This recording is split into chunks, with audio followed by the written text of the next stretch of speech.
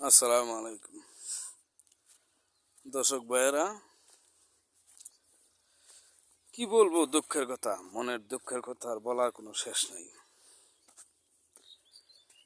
নির্বাচন করলাম, আমার ভাইরা দুনিয়া থেকে চলে গেছে।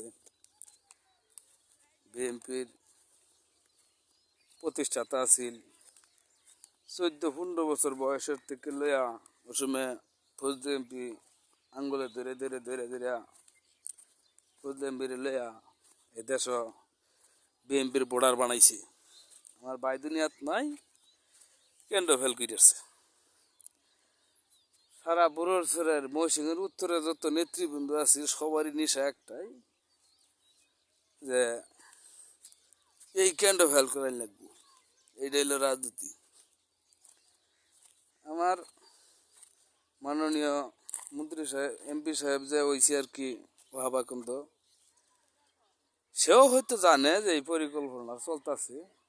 রাজনীতি উল্টাওয়া, সব কিছু উল্টা হয়ে গেছে।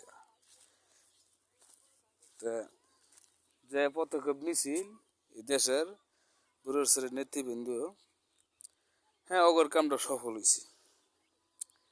আজকাল মনে করুন, কে জন্ম দিল, কে কার বাপ, কি সমাচার, এটার পরিচয় দরকার না। পরিচয় হইল টাকা।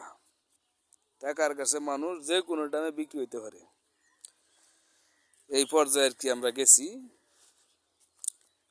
মনে করুন, যে নেতৃবৃন্দর কাছে বুড়োর দায়িত্ব দেওয়া হয়েছে, আসলে এটা এমপি সাহেব, ওহাব সাহেব জানে না। এলাকা সততাগিরি কইরা দেশের কোনো উন্নয়ন করুন যেত না। হের লগে পাশে যা কিছু আছে সব কিছুই মারা হইল ভিন্ন লোক। এলাকায় এক ধরেন।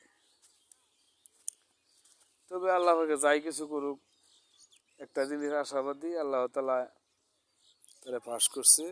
আমরা জানি, মনে তো জানি না, বুড়োর ছেড়ে কাজ কামটা করবো ইনশাল্লাহ। আমরা এটা আশাবাদী। এই যুগ যুগ না, যুগ আরো আছে, যে কোনো সময় যাতে আর কখনো যাতে এরকম ধরনের ভুল রাজনীতি আর যাতে না হয়, সেই আশাবাদী ইনশাল্লাহ আমরা করব, চেষ্টা করব ইনশাল্লাহ।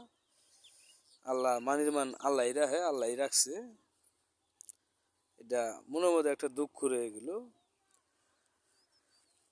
70 বছরের রাজনীতি জীবনে কোনো দিন শুনছি না যে এই কেন্দ্র বিএনপি ফেল করছে, কিন্তু এটা ফেল করলো নেতৃবৃন্দের কারণে। আসলে যারা চাইছে জনগণে হে পাইছে না, যারা চাইছে না হে পাইছে।